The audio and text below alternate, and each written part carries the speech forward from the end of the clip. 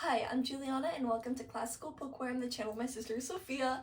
Now this is going to be Act 3 of the tragedy of Romeo and Juliet, and she's basically just going to take you through the key points, everything you really need to know, and, a question that's going to make you sound real smart in class. Yep. So, as we all know, each act has a really specific purpose, and in Act 3, it's the climax, so go ahead and tell us about that. Alright, so Act 3 is the climax, as you just said, and this is where Mercutio and Tybalt fight.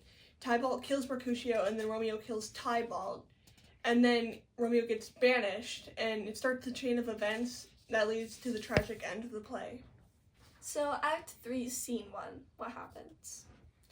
Alright, so in Act 3, Scene 1, Benvolio and Mercutio are walking along, and they decide to go indoors to avoid the sun, and then, lo and behold, guess who shows up? It's Tybalt and Tybalt's friends, and he goes to Benvolio and Mercutio, and he's like, you want to chat? You want to yeah, sit down? He's like, have a little tea party? Have a talk? Yeah. Have a tea party. Not exactly a tea he's party. Like, nuh-uh. Yeah, so then Mercutio, he starts making fun of Tybalt, and then Romeo shows up, and Tybalt is like, you're a villain! What? So this is crazy. So then Tybalt, he tells Romeo to draw his sword, but Romeo doesn't. And then Mercutio, he's like Mr. Hothead, he draws his sword, and he's like, if you won't fight Tybalt, I will fight Tybalt. Let's go! Square up! Square up! And then they fight, and so Romeo... then they start fighting, and then Romeo puts himself between them, and Mercutio is stabbed, and then Tybalt starts leaving. He's like, yeah, I'm out. Peace! I dip. And it's crazy, because Mercutio, he's like... he's dying, and he's like, I hate both of the houses! They both suck! And then he dies being not silly. He dies like, I hate both of them! I hate everyone! I'm cursing! He's just crashing out, and then yeah. Romeo, he's like, my love for Juliet, it's made me effeminate. No! He's like, I'm a girl now! I'm all girly, I'm no longer a man! He's feminine. So then Romeo fights Tybalt and kills him, and then Benvolio's like, get out of here, Romeo! You have to leave! No! Romeo! And then Prince Aeschylus shows up with the Capulets and Montagues and the citizens of Verona, and he's like, what happened here? What's going on here? And then Benvolio tells him what happened, but Lady Capulet, she's Tybalt's aunt, she's like, no way!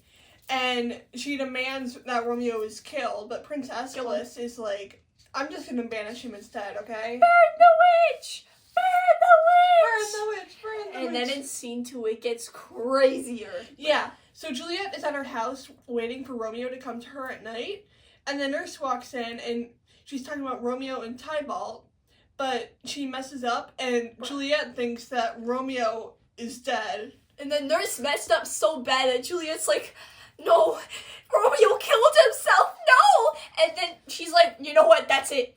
I'm killing myself too! And then the nurse is like, wait, no. So I meant that Romeo kills Tybalt, Romeo is safe. And she's like, yes, he's safe. She curses nature, bro. She's like, and then basically Romeo's banishment, it's worse than 10,000 dead Tybalts. Which is kind of crazy. She's like, she thinks that her cousin being dead is not as bad as her husband being banished. Her husband, who she met like a week ago. She's gonna die without a wedding night. That's what she said. She's like, no. She's like, I'll die a virgin. No. And so then the nurse is like, well, I know where Romeo is hiding, and I can make sure that Romeo comes on your wedding night. I got you, bro. And then Juliet's like, bro, you gotta give him this ring. Give him this. A symbol of my love, okay? Yes, ma'am. And so she takes that and she's like, alright, I got this. Alright. Scene 3. Scene 3? Yes. Alright, so then Friar Lawrence, he tells Romeo that he's been banished from Verona, and Romeo's like, oh, that's worse than death. Oh, no, what will I do? Oh. And the nurse arrives, she's like, and Romeo's like, give me news of Juliet, bro, tell me how she is. And he assumes that Juliet thinks he's a murderer, and he's like, I'm gonna stab myself! I'm gonna do it! He's like, no! I'm gonna do it! No! Don't stab yourself! And then Friar's like, bro, chill out. I got a plan. And he's like, yo, visit her at night, and then flee to Mantua. Mantua. And then we got scene 4. Alright, so then Capulet and Lady Capulet in Paris are walking, and Capulet realizes that he hasn't asked Juliet what she thinks of marrying Paris. And he's like, Juliet's gonna listen to me, I think. And then he's like, wait, never mind, she will listen to me.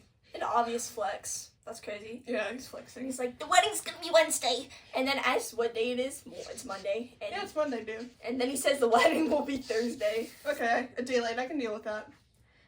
And then Alright, and then scene 5, it starts with Romeo leaving Juliet's room.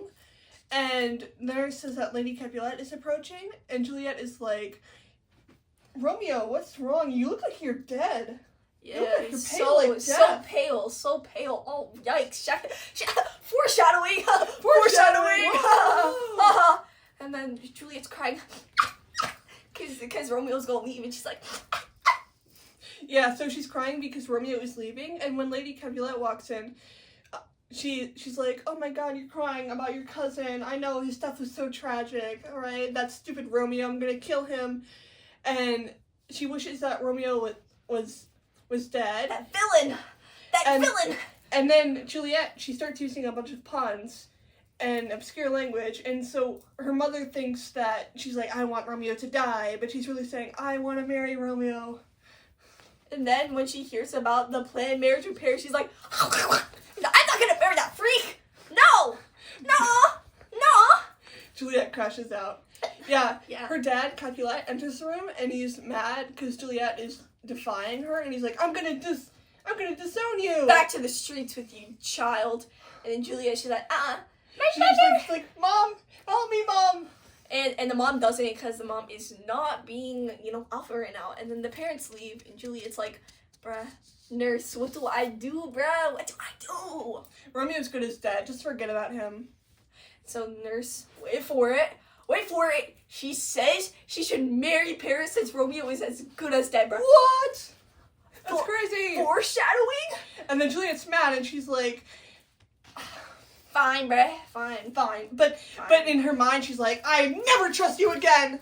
And then Juliet, she's like, I'm gonna go to Friar Lawrence for a confession. And she vows to never trust a nurse again, which is crazy. She's like, you have broken my trust! Because, like, a few acts ago, they were being silly. And then, what about a question that's gonna make you sound real smart in class? In Act 3, why does Romeo initially not fight Tybalt? Like, why is he cowarding? Why is he like, oh, yeah, I want to fight you? Like, why does that happen?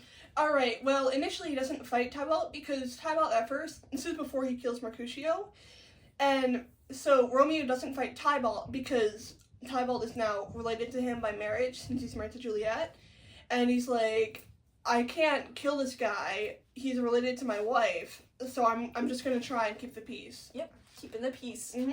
Which is crazy. But anyways, bye, and also like and subscribe because we're just so chill like that. Tybalt is not Skibbity Sigma, trust, man. Oh, I'm Fortune's fool. Oh!